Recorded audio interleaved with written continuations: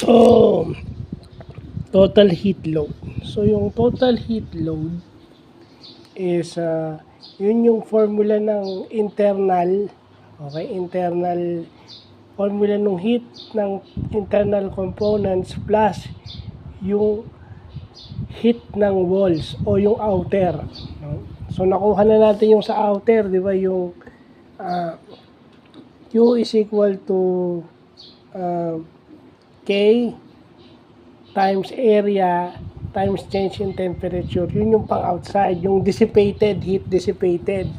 No? And then yung internal naman, yun yung formula ng input power times 1 minus efficiency. So pag samahin mo yung sagot nun, ayan na. Total heat load ng robotics, no? Isang panloob, no? Yung input power minus input power times 1 minus efficiency, and then yung external o yung walls is area times coefficient of thermal coefficient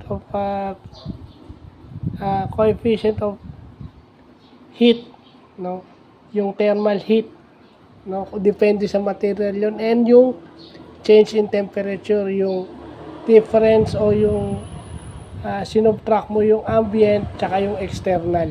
So yun, total heat load ng robotics. So yun lang pa.